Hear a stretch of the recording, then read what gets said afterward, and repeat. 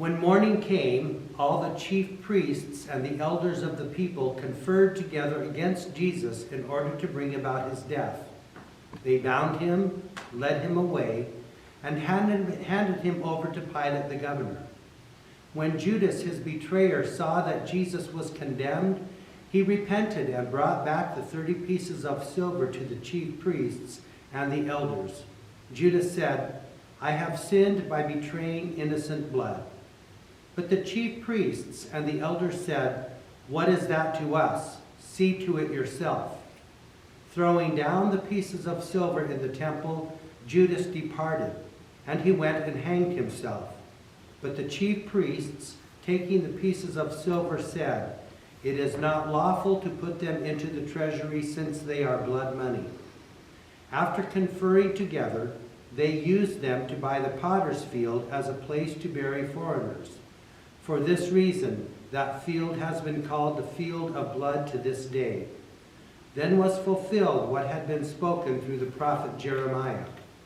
And they took the 30 pieces of silver, the price of the one on whom the price had been set, on whom some of the people of Israel had set a price, and they gave them for the potter's field, as the Lord commanded me. Now Jesus stood before the governor, and the governor asked, "Are you the king of the Jews?" Jesus said, "You say so." But when Jesus was accused by the chief priests and elders, he did not answer. Then Pilate said to him, "Do you not hear how many accusations they make against you?" But Jesus gave him no answer, not even to a single charge, so that the governor was greatly amazed. Now at the festival, the governor was accustomed to release a prisoner for the crowd, anyone whom they wanted. At that time, they had a notorious prisoner called Jesus Barabbas. So after they had gathered, Pilate said to the crowd, "Whom do you want me to release for you, Jesus Barabbas or Jesus who is called the Messiah?" For Pilate realized that it was out of jealousy that the chief priests and the elders had handed Jesus over. While Pilate was sitting on the judgment seat, his wife sent word to him, "Have nothing to do with that innocent man, for today I have suffered a great deal because of a dream about him." Now the chief priests and the elders persuaded the crowds to ask for Barabbas and have Jesus killed. The governor again said, "Which of the two do you want me to release for you?" And the crowd said, "Barabbas." Pilate said to them, "Then what should I do with Jesus who is called the Messiah?" All of them said, "Let him be crucified." Then Pilate asked, "Why? What evil has he done?" But the crowd shouted all the more, "Let him be crucified." So when Pilate saw that he could do nothing, but rather that a riot was beginning, he took some water and washed his hands before the crowd, saying, "I am innocent of this man's blood. See to it yourselves." Then the whole people as a whole answered, "His blood be on us and our children." So Pilate released Barabbas for them, and after flogging Jesus, he handed him over to be crucified. And when the soldiers came to a place called Golgotha, which means place of a skull, they offered Jesus wine to drink mixed with gall. And when he tasted it, he would not drink it.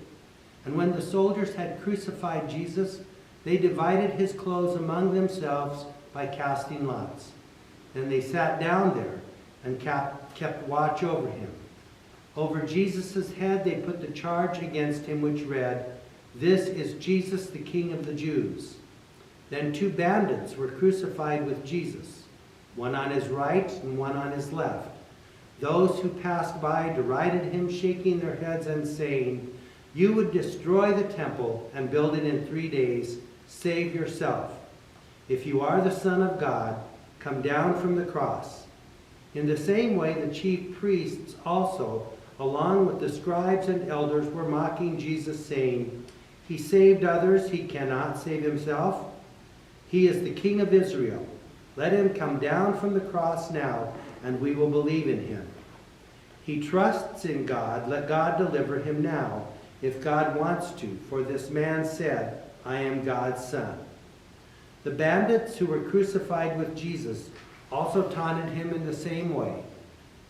From noon on, darkness came over the whole land until 3 p.m. And about 3 o'clock, Jesus cried with a loud voice, Eli, Eli, lama sabachthani. That is, my God, why have you forsaken me? When some of the bystanders heard it, they said, this man is calling for Elijah.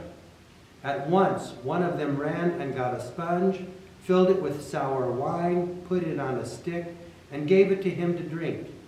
But the other said, wait, let us see whether Elijah will come and save him. Then Jesus cried again with a loud voice and breathed his last. At that moment, the curtain of the temple was torn in two from top to bottom. The earth shook, and the rocks were split. The tombs also were opened, and many bodies of the saints who had fallen asleep were raised.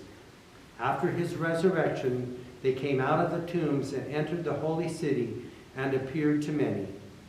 Now when the centurion and those with him who were keeping watch over Jesus saw the earthquake and what took place, they were terrified and said, truly this man was God's son. Many women were also there, looking on from a distance. They had followed Jesus from Galilee and had provided for him.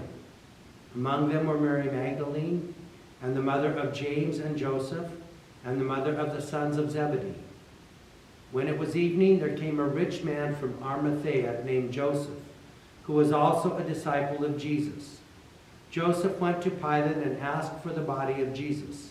Then Pilate ordered it to be given to him. So Joseph took the body and wrapped it in a clean linen cloth and laid it in his own new tomb. When he had hewn the rock, Joseph then rolled a great stone to the door of the tomb and went away. Mary Magdalene and the other Mary were there, sitting opposite the tomb. The next day, that is, after the day of preparation, the chief priests and the Pharisees gathered before Pilate and said, Sir, we remember what the impostor said while he was still alive. He said, after 3 days I will rise again. Therefore, command the tomb to be made secure until the 3rd day. Otherwise, Jesus' disciples may go and steal him away and tell the people he has been raised from the dead, and the last deception would be worse than the first. Pilate said to them, you have a guard of soldiers. Go, make it as secure as you can. So they went with the guard and made the tomb secure by sealing the stone.